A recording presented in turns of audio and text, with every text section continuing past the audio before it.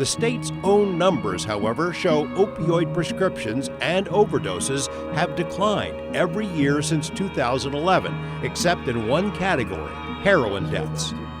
Drill down into the actual case files as reported by the Clark County coroner, and it's even more apparent nearly all of the deaths involve multiple substances, including heroin, methadone, methamphetamine, cocaine, and alcohol. And many of the dead also had serious underlying medical conditions, but anyone who has a trace of an opioid in their systems is counted as an opioid death. A study came out just this year looking at the toxicology of people who died of supposed prescription opioid deaths. The average number of substances found in the system, including alcohol, amphetamines, cocaine, tranquilizers, generally benzodiazepines, was 6. We're not talking about 16,000 prescription opioid deaths. We're talking more about 1,600.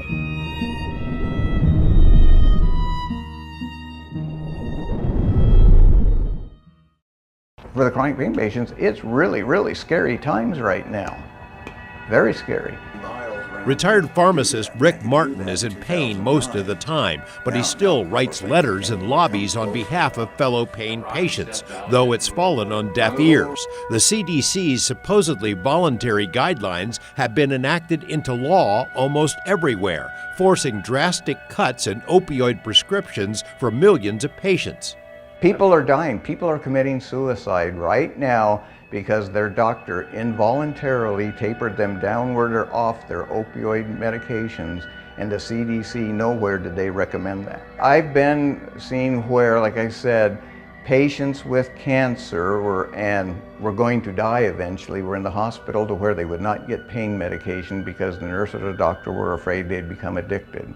The impetus started about 15 years ago when doctors, pharmacy chains, and drug companies unleashed a new generation of pain medications. Pill mills flourished, patients died, but the pill mills have since been shut down. All the records show is that the prescribing hit its peak in 2010. And the number of opioids and the amount of opioids being prescribed has been in decline ever since then. Pat Anson of the Pain News Network thinks the CDC knew exactly what would happen when it issued supposedly voluntary guidelines. CDC drafted those guidelines in secrecy. They knew right away, and they did it illegally too. They did it without holding public hearings like they were supposed to. In March 2016, the CDC issued what it called voluntary guidelines, suggestions for general practitioners about how to rein in opioid prescriptions, including a proposed cap on daily dosages called a morphine equivalent standard. The notion of morphine equivalent daily dosing is just absurd. Pain expert Dr. Michael Shatman says there is no science whatsoever behind a morphine equivalent standard, and that it is preposterous to declare that when it comes to pain medication, one size fits all. In a scathing paper recently published, Shatman and his co-author pummeled CDC for creating guidelines in total secrecy. The identities of the expert committee were not revealed, even when 6 members of Congress wrote to ask what was going on. When the names finally leaked, they were widely regarded as anti-opioid crusaders. CDC used exaggerated data to justify its guidelines, Shatman said, and his paper noted CDC had never even mentioned chronic pain on its website prior to issuing the guidelines. Worst of all, the guidelines were adopted as law by states all over the U.S. The doctors and the medical community has been scammed by Big Pharma, led by CVS Health and their greedy stockholders.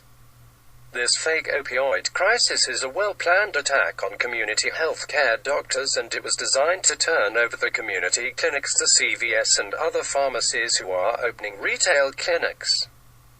Please boycott CVS Pharmacy and support our mission by clicking on the links in the description box below. You can also visit our website to learn more about how Big Pharma and CVS Health screwed thousands of doctors and millions of patients. Please share this video with everybody you know, because the lamestream media will not report these facts to the public.